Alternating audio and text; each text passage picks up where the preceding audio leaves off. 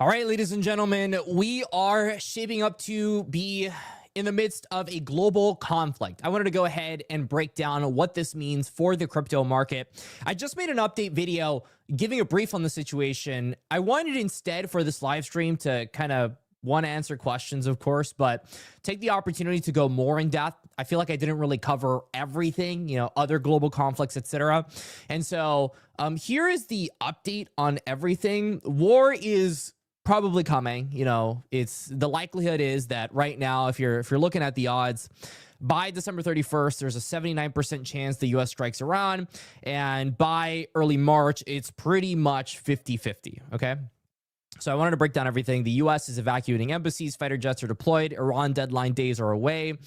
They're very close to hitting the deadline. And what happens to crypto now? So make sure you go ahead and share this video around so people are informed. Here's Polymarket. There's a 61% chance of US military action on Iran. A chance of a deal in March is only 30%. This all happened today. So all of it happened today. We're getting a bunch of news. How you doing? How you doing, my friend? Hope you're having a wonderful day. Hey, listen, it's volatile, but it's all right. I did open a long and we're down. Hey. Hey guys, I'm honest when I'm up and when I'm down. I know there are a lot of creators that only show you when they're up on their trades, but you also got to show the losses when they're happening. So we are down on our trade and we're longing the rebound that we're trying to predict right now. Swing trade it. I don't know about that, my friend. I don't see myself doing that. I'm going to be honest. If the trade is not positive by the end of today, it will be closed. I mean, my theory on being profitable as a trader, I've been profitable for some time. The only reason I've been profitable is because I detach my emotions. I do not care anymore about what's going to happen tomorrow or the day after. If I told myself I was going to get out today, I'm going to get out today. It's just how it's going to work. Good morning. My short is going to pump. Probably, maybe, would it be a situation to buy oil futures? That's the problem. I don't know because we don't know if this conflict is even going to happen. It is shaping up to be that way, right? But the problem is if we just don't get that situation, then what's going to happen to oil? It's going to crash. And so it's very volatile right now. It's so volatile. It's so manipulated. And if you look over the past year, it's still down 5%. Yeah, there's been a lot of conflict lately, but even then, there's still a correction on oil. Oil is it's a dying commodity. It really is a dying commodity.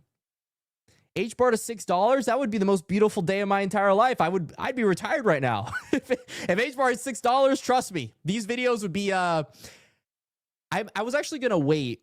I was gonna wait for a couple months to say this, but I am preparing to officially go nomad over the next year.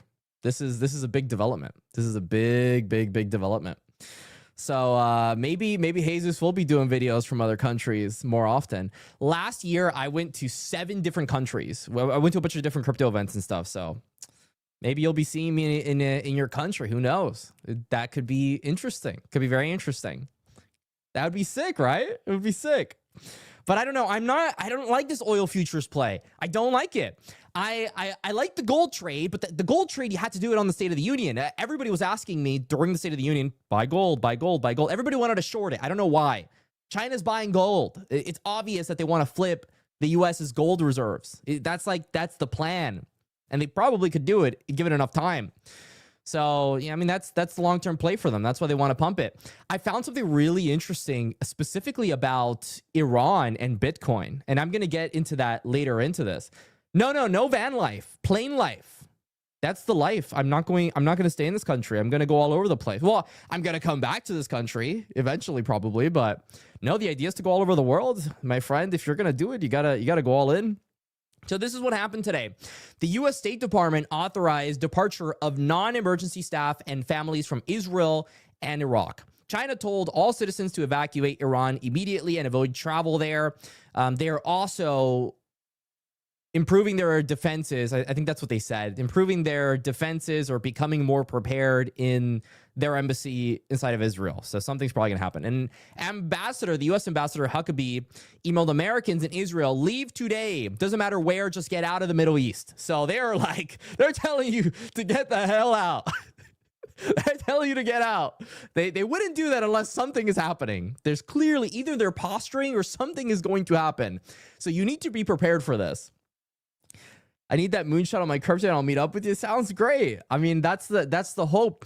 I just really hope people actually take profit this time around, because people just, they were not taking profit. They were not taking profit. And then they watch my videos and like, oh yeah, this cryptocurrency went up 20x, but I never took profit for some reason. I just decided I might be up 2000%, but what if I'm up another 2000? I don't understand. People need to take profit more aggressively. The biggest buildup since Iraq 2003. So they're doing a big buildup right now in the Middle East. I covered this on my video, but just a quick recap. They have 2 aircraft carriers deployed. They have F-22 stealth jets in Ovda. I can't even pronounce these things. They're refueling tankers at Ben Gurion. Nice. And they have a lot of fighter jets. A lot of fighter jets. This is a big, big thing. So here are the demands for the nuclear deal that they are right now negotiating. Oman is mediating all of this. Of course, they wouldn't just talk to each other. We have to have a mediator because we don't like each other. It is what it is. So the U.S. demands are that they want to destroy Fordo, Natanz, and Isfahan's nuclear sites. So they don't want them to have nukes. They want to hand over all enriched uranium to the United States, permanent restrictions, no sunset clause, and end the ballistic missile program. So no nukes. The U.S. demands no nukes. Now, Iran's response is, we're going to build nukes.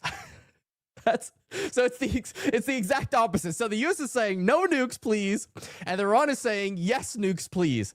So we can kind of see that we're probably not going to get a resolution anytime soon. They rejected all of it. They're not going to transfer the uranium abroad. They're not going to end the enrichment. They're not going to dismantle their facilities, and they won't accept permanent limits. There's been zero movement of this. Now, Trump's deadline for Iran, this is when you should be worried. I said in my video that I don't think you need to be worried before March 1st. After March 1st, we are in la la land. I don't know when it's going to happen, but we're probably going to get something after March 1st. Before it, like if you're scared of it happening today, I don't think it's going to happen today. I'm just being very blunt. I don't think it's happening today.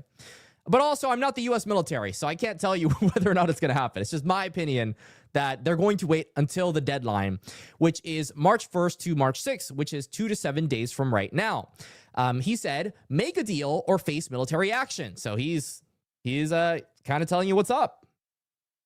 You think it would be a good video to take yeah, of course, to talk about how to take. Yeah, but you can't tell people how to take profit if everything is down. If everything is down, it's not a very good time to tell people to learn how to take profit. People want to learn how to make money right now. They don't want to learn how to take profit. That's what I've noticed. I've done it in the past. In prior cycles, I've done videos. You have to do them in bull cycles. Like when the bull cycle kicks up and people are already up in money, that's when they're going to start searching, how do I take profit in crypto? But before then, they just don't care. They just want to make money, which I understand. If you're down on your crypto portfolio, why would you care about how to take profit? I want to make money first and then I'll take profit. So the IAEA, these pronunciations are getting crazy. Just dropped the bomb. Oh no. The UN's nuclear watchdog says it cannot verify whether Iran has halted all uranium enrichment. Now, I don't know. I saw the negotiations. It doesn't look like they're trying to hide that they're still building this. For the first time ever, apparently, they revealed uranium enriched to 60% purity. So weapons grade is 90% enriched. And it was stored underground at Isfahan. The tunnel entrance was hit in U.S.-Israeli strikes last summer, but the facility seems largely intact. So they're still doing their thing. The last time we saw embassy evacuations like this, Israel bombed Tehran within 24 hours. So we had the 12-day war. This was in June of 2025. So they do actually do things. I feel like there's a part of our society at this point that just feels like nothing ever happens. They do actually do things. So you should be prepared for that. The last time it happened, they did actually do something. Because of the deadlines, I'm expecting it to take a little longer. I'm hoping. Interesting title word, given the subject. Yeah. People love these titles though. They're big fans of these titles. They called it Operation Red Wedding. In the first hours of the war, Israel killed 30 top Iranian generals in simultaneous strikes across Tehran. So this is the war last year, the 12-day war. The entire IRGC command structure was gone in minutes, reportedly. Mossad had smuggled weapons into Iran and built a covert drone base near Tehran to disable air defenses before the jets even arrived. They also killed 11 nuclear scientists in a separate operation codenamed Narnia. Narnia, interesting. Yeah, they killed a lot of people. And what happened last time was it was a 12-day war, which killed a lot of people. It was a pretty bad event for society. But, you know, things have to happen, and they happen for a reason. So here's Bitcoin's war playbook. Same pattern every single time. Would you look at it? Would you look at it? Every single time there was a flash crash, a panic, and then a recovery into new highs every single time. Every single time. We have plenty of data on this. Every single time we just keep going higher and higher and higher and higher. So I was looking for examples because I couldn't find that many. Bitcoin just hasn't been around that long, and we haven't had these major conflicts happen all the time since the invention of Bitcoin. It's just like kind of a scarce thing, but I pulled up as much as I could. So we had the COVID crash, which Bitcoin rallied 1,200% to 64K in 13 months. So I guess not the greatest comparison, but I did want to leave it there. Something that made more sense. Russia invading Ukraine. By the way, that's still a thing that's going on. And I've been looking at the updates on that. It sucks. I think it's what, the most bloody war since World War II? Fact check me on that. But I think it's the bloodiest war since World War II. It's bad. Like, a lot of people are dying. I think over 1 million people have died. It's a terrible, terrible, terrible conflict. But the price of Bitcoin did not care. So it went from 38K to 34,000 overnight. So there was a correction. It was like 10, 15%. I still remember this. And it bounced to 44,000, which is, by the way, higher than the 38K original number, in 7 days. So it was actually up 18% in 7 days. Iran threw missiles in April 2024. We saw the price of Bitcoin go from 67K to 61K. This one feels a little bit more on par with what could happen. You know, Bitcoin is actually, if you're looking at the price right now, it's at, what, 65,800. So it's actually at a really similar price point to where it was the last time around through missiles. This time it's just the US throwing the missiles instead. So the price of Bitcoin went from 67K to 61K, which supports a theory in which we could have Bitcoin go to 58 to 60K as a low. Now, with this being said, it recovered within 48 hours. And you know what you need to recover, my friends? Our sponsor of this video, my wife. I have coffee. I just had to say it. I had to say it. Was that good? It was good? Yeah. Nah. I had to say that. It's really hot in here. Nah. It's fine. Anyway, so the 12-day war happened in June of 2025. The price of Bitcoin at the time was 110K, and it went to 98K at the low, which is, you know, that hurts. That's like 15%. It is going to hurt. But if you hold through it, they had new all-time highs in 2 months. 2 months. That's it. That's all it took. 2 months. That's it. 62% rally in 2 months. It's always higher every single time. Let's read some of the comments. My assumption is we get a clear answer on what happens with clarity. Things bounce, then we talk around and everything falls apart. Yeah, that's exactly what's going to happen. We're going to get some clarity, and then it's going to happen, and then, you know, we're going to get that big flash crash dip where everyone's freaking out. Everyone's freaking out. I had to make the title of my video today because I'm like, I'm sure people would be looking up this exact topic because I would too. I mean, this is definitely going to be a big deal for crypto and just the world in general. You should be informed on what's going on. More power to you if you're looking it up. For example, Big A saying this is literally the info I plan to look up today. Hey, we're doing what we need to do. We're doing what we need to do.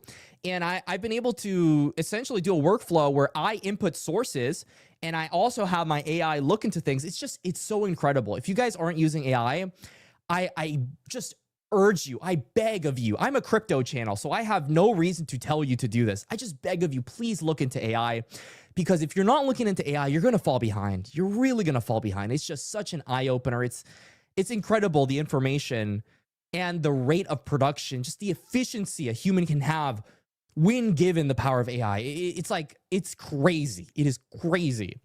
I was able to do all this research pretty much plugging in. I just brain dumped. All I did was brain dump and look for new sources. And I got this in record time. This would have taken me over 6 hours to research. Trust me.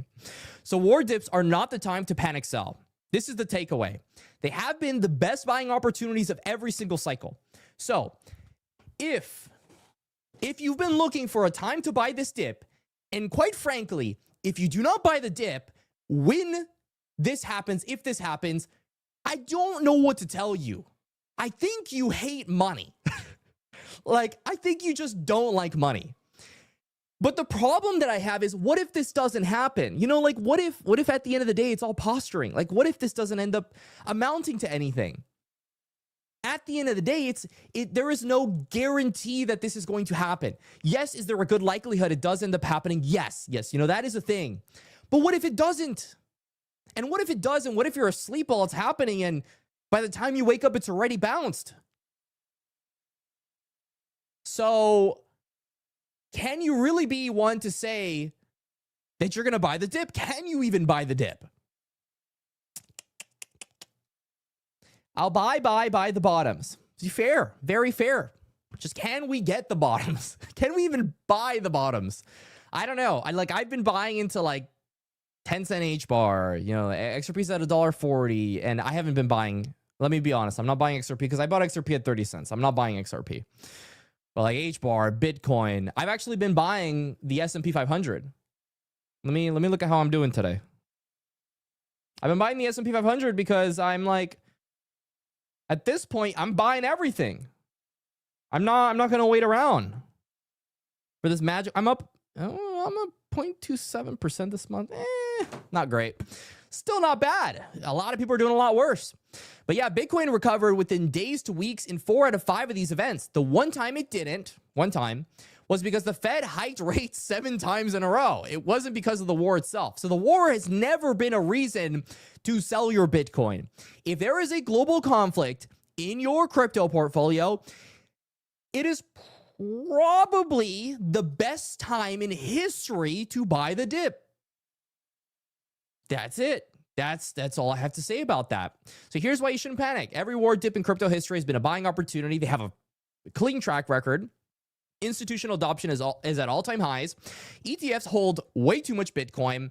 I actually made a video on the ETF situation. I think more people need to be informed on this, so I'm going to mention it again here on this live stream. If you guys haven't watched this video yet, I think it's very important. So it was a video that I made. It's been almost 2 days. It was Wall Street got caught manipulating crypto. It's over. So this documents the Jane Street sells. So Big A, if you haven't been here for a while, I went over this article here. It's the 10 a.m. drop, how Jane Street broke Bitcoin's price. And look at this image. Look at this image right here. It documents Jane Street's 10 a.m. sells on Bitcoin. And that's been happening for months. It makes you think, what players want to see crypto down? I mean, who are the players that are incentivized to see crypto down? How much corruption is in crypto right now? How much corruption? For whatever reason, after this came out, Bitcoin rebounded. It's been so much more stable, despite the fact that today the S&P 500 is crashing. I mean, usually we would have seen a new low in crypto by now. But for whatever reason, since the Jane Street expose, this currency has just been so much more stable, which I find alarming, quite frankly. It's very alarming. If they stop now, you know, what if they continue a couple months from now undetected? So something needs to come from this. Something needs to come from this. HBAR and XLM are solid buys. I'm not convinced on XLM. I don't understand why people buy XLM. And Link is conflicting because they don't have a strong community, and yes, everybody uses Chainlink's technology, but does that mean that the currency itself should be worth as much as it's worth? It's tough. It's tough. You already knew about the Jane Street sells. Yeah. But the thing is, now it's in the limelight. Everyone knows about it now. It's not like it's something that was in the shadows, or maybe someone talked about it, but you know, the CT kind of forgot. No. This is like the focus. Everybody has a microscopic little lens on Jane Street right now. So we're seeing a lot more stability on crypto as a result. So let's keep talking. So here's why you need to be ready. Of course, the market's going to be very fragile right now. It's already in a downtrend. The Strait of Hormuz, if they close that, oil prices are going to skyrocket. It's probably going to be temporary. It's probably going to last less than a month, but they will skyrocket. This happened during the Russia-Ukraine conflict. Oil went up to like $120. And we're probably not going to get rate cuts because inflation is going to kick up. Leverage is still high, so another flash crash could trigger cascading liquidations to like 60K. It won't be that harsh. The Russia-Ukraine plus Iran duopoly of conflicts here is not a good thing. I think people will forget about it. And the Trump deadline is days away. It's not months away. By the way, my friends, if you want to trade this volatility, what I did was I talked to my sponsors and I was like, we need to get some kind of giveaway here for my guys. And so for anybody that registers to the BTCC link, if you guys are doing leverage trading, do it. If you're not doing leverage trading, don't click on it. You know, I don't want you guys to do something you're not comfortable with. But if you are doing it, and I've seen a couple of you guys do it, we have a 1,000 XRP giveaway happening right now. And all you have to do is deposit and trade in the link in the description to enter. So the Strait of Hormuz is the nuclear option. And I talked about this on the video. So it's going to skyrocket oil. I'm not going to go too deep into it because we've kind of already covered it. But this is something new. This is brand new. Iranians are using crypto to survive. Did you know that Iran is the cheapest country in the world to mine Bitcoin? Did you know that? I didn't know that until today. I didn't get the exact number on this. I want to get this Iran Bitcoin mining. I want to show this because I think this is like crazy. It's so cheap. So here it is. All right. So to mine a Bitcoin in the United States of America, it's $107,000. So the electricity is too expensive. But if you go to, where is it? Here. So Iran is $1,320. So it's $1,300 to mine a Bitcoin right now because the electricity is so dirt cheap over there. So Iran is kind of funding their economy off of Bitcoin mining. I had no idea this was happening, but it makes sense. The real, which is their currency, has lost 90% of its value since 2018. So a dollar, like a US dollar, is over 1 million real. During the December protests, Iranians massively increased Bitcoin withdrawals to personal wallets, which was a flight to safety, which is literally what Bitcoin was built for. I mean, you would have gone broke if you went ahead and worked for reals, but if you worked for Bitcoin, you were fine. The ecosystem for Iran in crypto, I mean, it's worth like over $7 billion. That's a lot. For a country like Iran, that's crazy. Around 50% of that is controlled by their Revolutionary Guard. So they're funding their economy off mining Bitcoin, which I think is a little alarming. But it's kind of par for the course. I wonder if this conflict, if it does end up happening, if they'll confiscate the Bitcoin that Iran has. That's a very curious thought process. But maybe. I don't think so. It just feels like Trump isn't talking about Bitcoin right now because the price levels aren't as elevated as they used to be. But it's still fruit for thought. So it's been 5 years since the Russia-Ukraine war started. So these conflicts can drag on for a long time. This week marked 4 years since Russia's full-scale invasion. It's now Europe's deadliest war since World War II. Russia occupies 20% of Ukraine's territory. I actually think this amount is less than when the war first started. So I think they lost a little bit of ground. It's just been nothing. It's practically like trench warfare. Well, actually, it's more like drone warfare. They're just using drones. It's pretty terrible. So Trump's peace talks in Geneva is going nowhere. Zelensky says he's ready for compromise, but won't accept ultimatums. Russia is planning a spring offensive targeting, 2 places. So we'll see where it goes. But there's so many conflicts. Like the reported conflicts is 1.2 million Russian casualties and over 600,000 Ukrainian casualties. And they still made a new all-time high on Bitcoin despite this. So, crypto's not going to be affected that much, but I mean, these suck. The creator will always take the best for himself. I think XLM fits in places where XRP doesn't. I don't think so. I don't think so. I think it's a psyop. I hate to be that guy, but I think XLM is like, it's useless. I don't think people are going to use XLM at all. Maybe I haven't looked into it enough, and I feel like I have because I cover the crypto. Like, trust me, I want to view farm XLM. As a content creator, trust me, I want to make videos saying that cryptocurrency is going to go to the moon and get tons of views. Like, I have all the incentive in the world to tell you that I want the crypto to go up. But I don't know. I don't see it. I'm much more bullish on HBAR. I'm much more bullish on XRP. I don't see the XLM thing. I think it's going to be replaced by another entity that's more retail focused. I don't see it. I don't see it. I want to see it. But I don't see it. And I also think that this cycle is controlled by institutions. It's 100% controlled by institutions. So will it even matter? Will it even matter? The one I have the hardest time understanding is Cardano. The only thing you need to understand is that it's a cult. It was pumped by the fact that their co-founder, or sorry, their founder practically, their cult leader, went ahead and co-founded Ethereum, and then he left, and then he lost. He lost. Guys, Ethereum is better than Cardano. I hate to be that guy, but Ethereum is not going to lose at this point. So you got to come to terms with your situation. It's not going to get better. Cardano, in my opinion, will fall off. I don't know why it's top 10 right now. People don't use it. They don't use it. And they're probably not going to use it. Because why would they use it against some of the other chains that are just better? The infrastructure on Cardano, I would argue it's even worse than HBAR's infrastructure, which HBAR's infrastructure is not great. It's not great. They're trying to get there. And I'm honest when I say that, like, they're not comparable to other chains that have had years of development. Like, these guys are still trying to catch up, but they're still better than Cardano's infra. I don't know what Cardano's doing. Maybe he needs to stop going on vacation all the time. So the world is on fire right now. A lot of conflict is happening. Global instability means a flight to hard assets, which means there's going to be short-term pain. But in my opinion, there's a long-term case for Bitcoin. This is why Bitcoin always runs whenever we have these conflicts. Yes, there's going to be short-term pain, and we are expecting short-term pain for Bitcoin.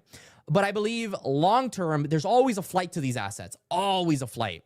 So, I mean, this is going to be very bullish for Bitcoin and all of your altcoins probably in the long term. Meanwhile, I found this crazy. When you guys see this data point, you're going to be shocked. I could make an entire video. I could make like 10 YouTube videos based on this presentation alone. Did you know that OpenAI raised $110 billion in a single round today? $110 billion. $110 billion. Their valuation is $840 billion post-money. I don't even use ChatGPT. I don't even like ChatGPT. They raised $110 billion. To put that into perspective, I got the data on all of crypto's venture capital raises. All of them.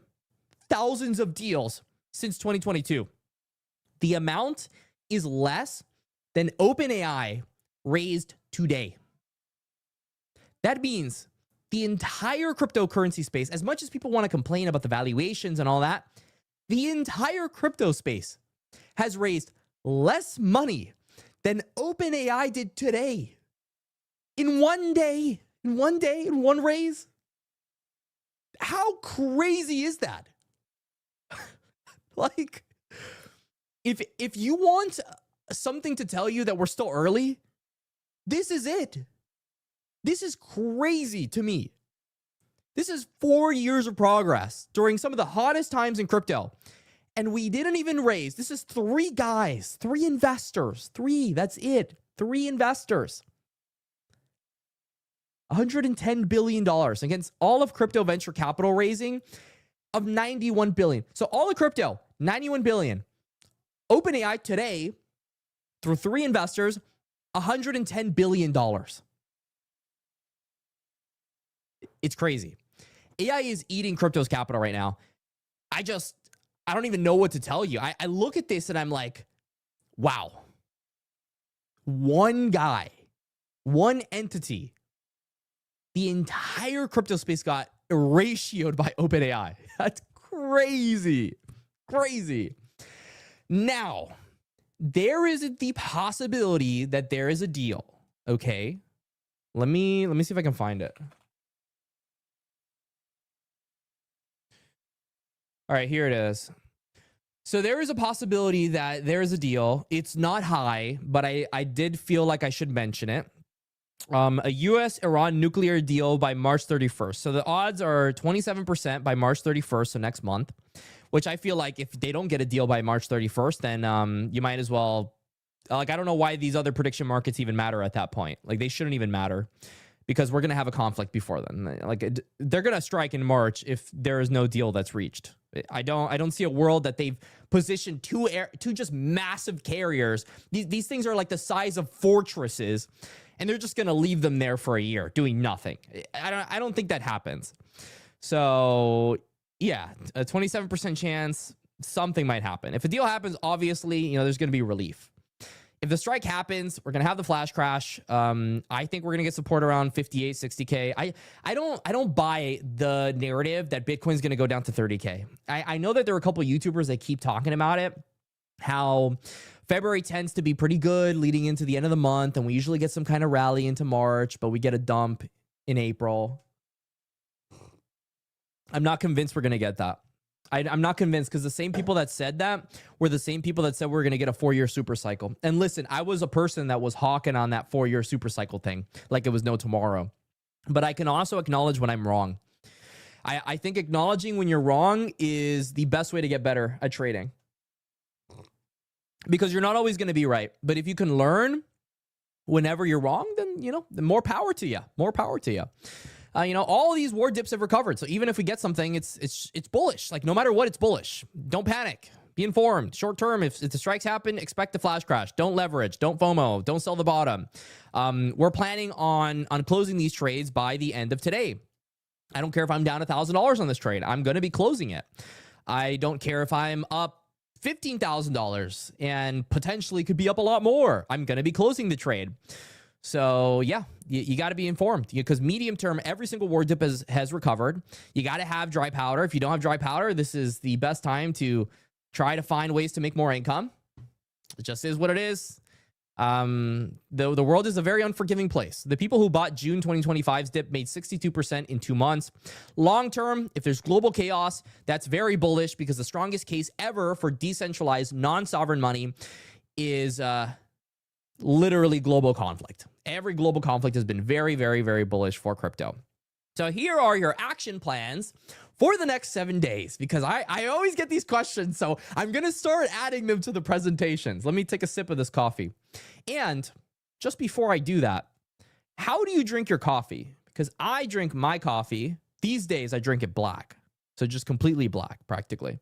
I might add some kind of artificial sweetener, but like I usually drink it black. The reason is I don't like drinking calories on my drinks. I'm like health maxing right now. I've lost a ton of weight and I've gained, you know, we've gained muscle, right? And the reason we've been able to do that is because of discipline, which I think discipline is very important, especially for the crypto space. Black is the best. Yeah, you know, fair enough. It's kind of you can take that in multiple ways. But yeah, I think it's the best. But the problem is when I first started this sounds terrible. When I first started taking it black, I couldn't. I would always gag. Fucking guys, I'm married. I'm safe. I can say it. That I have socks on. Fucking socks on. But I couldn't take it. And I'm like, you just got to keep going. It's like I was buying the dip on that. I just kept doing it, and eventually. I'm gonna die. I can't do this anymore. Eventually, I got used to taking it black, so I do it every day now. I'm never gonna be able to outlive the allegations. All right, so protect, reduce, or eliminate leverage positions. I love doing this. I'm like. Listen, 4 years ago, I would have been too insecure, but at this point, I don't care. You know, if you got to say it how it is, you got to say it how it is. Yo, sus. So if Hormuz closes, liquidations, cascades will be brutal. Obviously, this is going to be brutal. Capital preservation. I'm going to say the same thing over and over, by the way. You're going to hear the same thing from me over and over, because it just, the same questions keep coming up. So I'm going to keep yapping about it. Prepare. Keep dry powder ready. I have stable coins ready. because I am a crypto trader. I like having stable coins. The best entries in crypto history have come from these war panic sells. I mean, like, this is it. This is it. Big time black coffee. I need to do more live streams. This is great. March 1st to 6th is the Trump deadline. So my timeline is March 1st to 6th. Like, if we're going to get something, it's probably going to come sometime around that. That's going to be like the big dip. That's about 2 to 7 days. You got to set alerts, watch oil prices. You know, this is it. This is my timeline. I'm not expecting anything to happen today, which is why I'm playing for the bounce. You know, I'm playing for this bounce. Am I going to be right? I don't know, but we're going to be playing for the bounce. I don't have a short bias. My problem as a trader is that I've lost, in my opinion, too many trades being short biased. I used to think I was a smarty pants. I used to think I was such a quant. Like, I'm your quant. But then I kind of realized I can't trade to the downside. You know how they say that during bull markets, you'll be seen as a genius, and then during bear markets, you get humbled? Well, I've already been humbled last bear market. So I've kind of realized I only know how to trade when the coin go up. That's it. I only know how to trade when the coin go up. So I trade for bounces. And I trade for uptrends. That's all I do, because I can't trade downturns. I can't. It's not my thing. I just buy the dip. So think long. 2 active wars, AI eating capital, you know, global instabilities at decade highs. Ask questions, my friends, because that's the presentation. that's the presentation. I covered 36 minutes here. In terms of content coverage, just off of a presentation. I think these are getting better and better. I'm so excited.